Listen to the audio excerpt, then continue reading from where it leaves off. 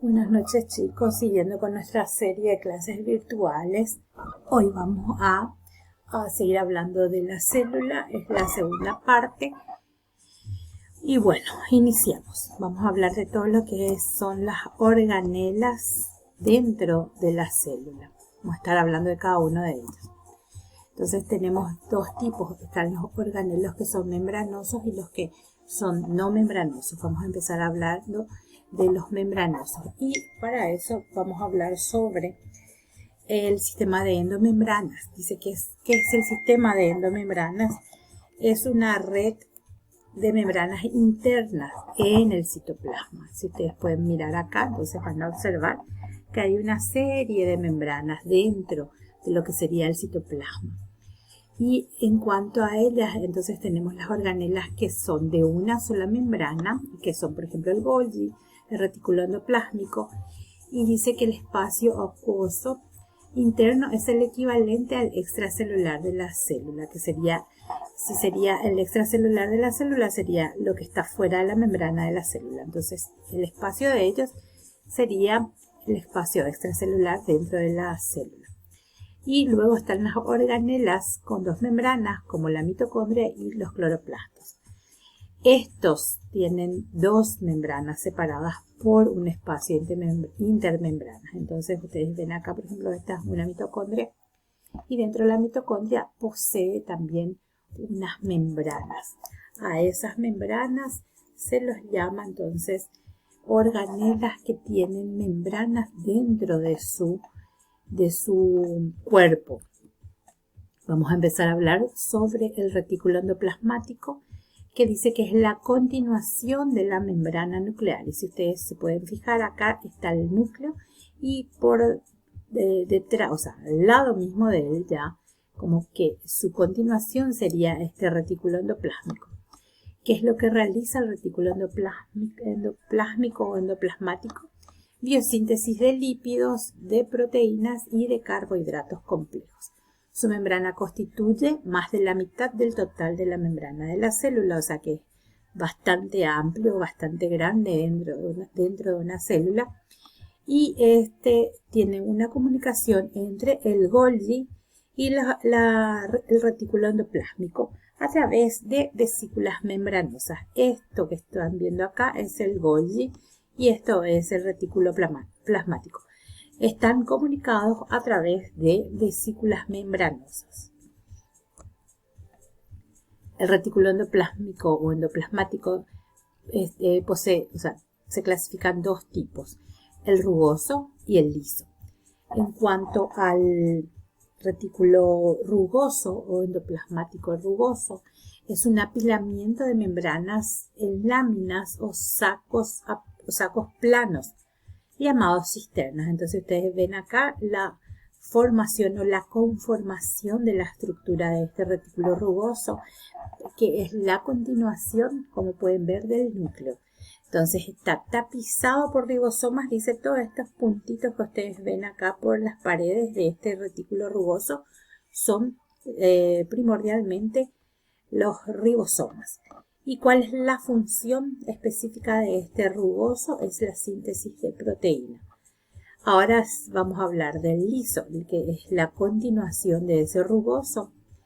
Es también, dice, una malla de tubos interconectados y lo que realiza principalmente es la síntesis de ácidos grasos y esteroides. También almacena y libera calcio. Entonces es la continuación del retículo endoplásmico rugoso. Acá para que ustedes puedan ver cómo es la conformación en cuanto a estructura. Está el núcleo, entonces el que le sigue, el rugoso con los ribosomas adheridos a sus paredes. Y luego está el retículo endoplásmico liso. Ahora vamos a hablar de lo que es el aparato de Golgi. Dice que consiste en una serie de sacos planos o cisternas formando pilas. Cada pila consiste de 3 o 4 cisternas y su número depende de cada célula. Ustedes si se fijan acá, casi están en relación con el liso, el retículo endoplásmico liso con el Golgi, está en relación directa a través de estas vesículas de secreción o de lisosomas. Entonces, el aparato de Golgi, como pueden ver acá, como está, vamos a decir, conformado o su estructura y cómo tiene la relación con el retículo endoplásmico. Ellos liberan vesículas, estas vesículas de transporte que contienen enzimas hidrolíticas que entran dentro de esto para ser transformadas y luego para cumplir alguna función específica. Entonces, este apilamiento de vesículas o sacos membranosos llamados cisternas tiene como función primordial el primero de todos el empaquetamiento de macromoléculas. Entonces, como viene vamos a decir, la trayectoria del mismo, del retículo endoplásmico, entonces a partir de vesículas de transporte, ¿verdad? El retículo endoplásmico pasa al Golgi, ¿verdad? A través de un transporte celular. Este Golgi tiene caras, tiene una cara cis, una cara medial y una cara trans. Entonces, de esa manera es donde se hace el empaquetamiento de estas macromoléculas. Luego también, ¿cuál es la otra función de este Golgi? Clasificar, modificar y reparte proteínas.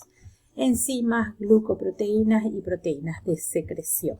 Es todo lo que él hace como función o realiza como función. ¿Cuál es la fábrica de vesículas del Golgi?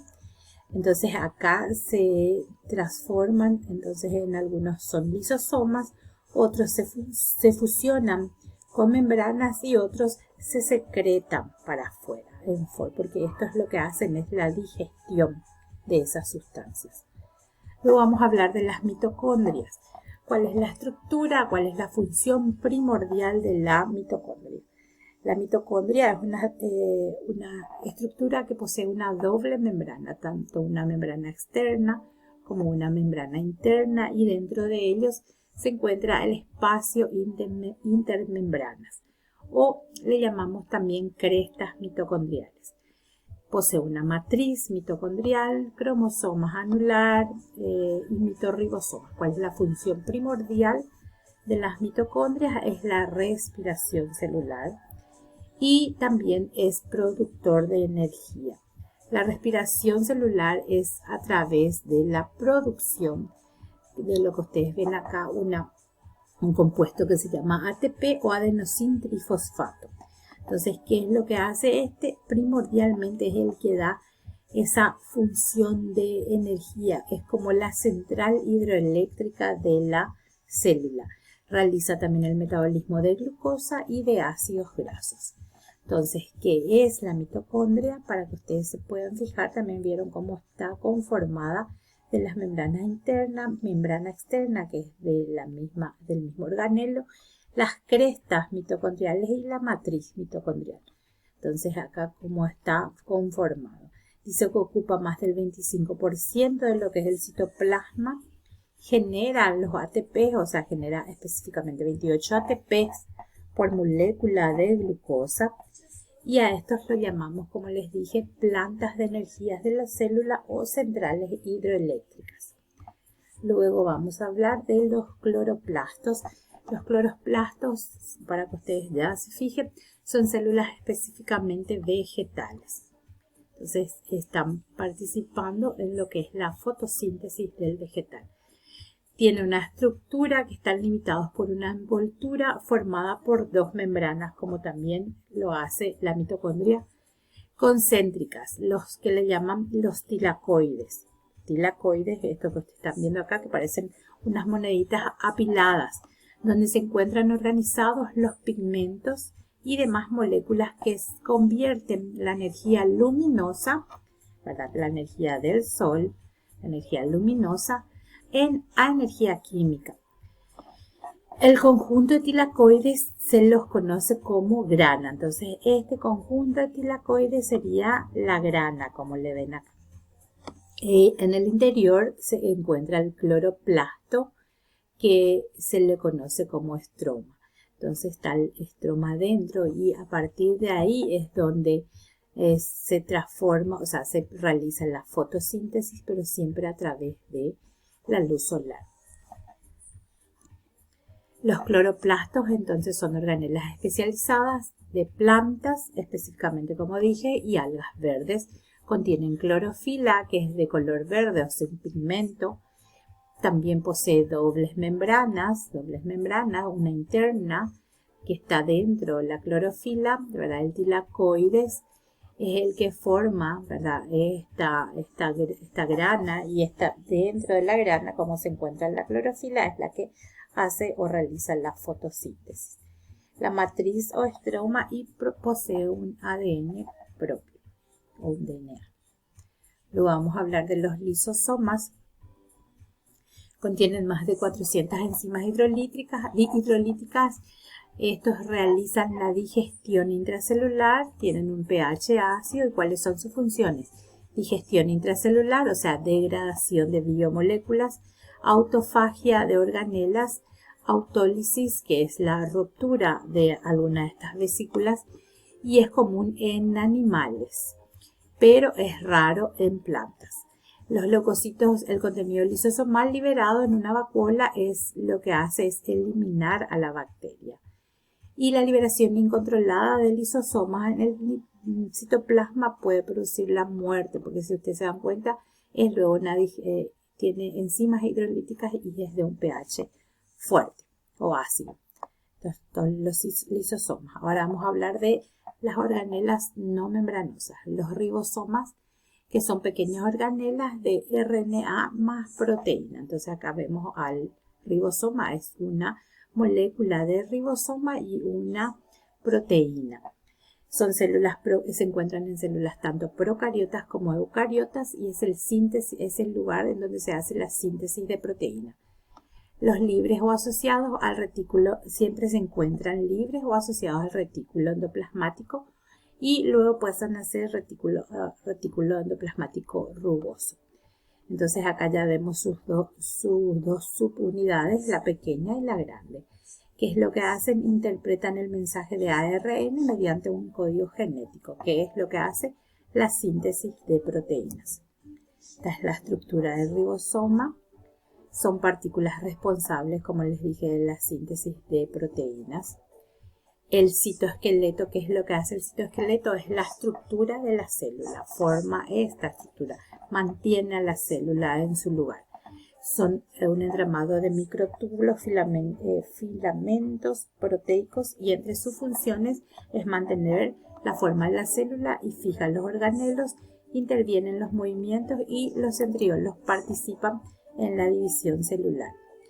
Está formada por 3 tipos de proteína: los filamentos de actina, los microtúbulos de tubulina y los filamentos intermedios de varias proteínas. Entonces, soporte estructural, movimiento celular, forma celular, división, cilos y flagelos.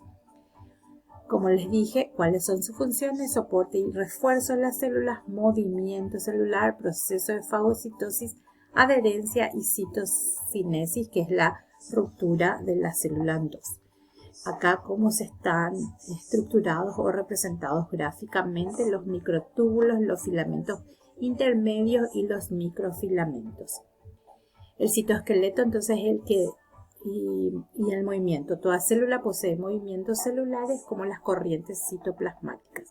Entonces es como el movimiento de las células, lo que va a dar los cambios de la forma de esta célula. Y existen 2 tipos de movimiento celular: el montaje de proteínas contráctiles, como son la actina y la miosina, los que dan vamos a decir, el acortar y el alargar. Gente, estamos terminando. Y las estructuras motoras, que son los cilios y flagelos. Van a tener que leer los que faltaron para poder terminar nuestra... Bueno, voy a pasar otro video más. Seguimos.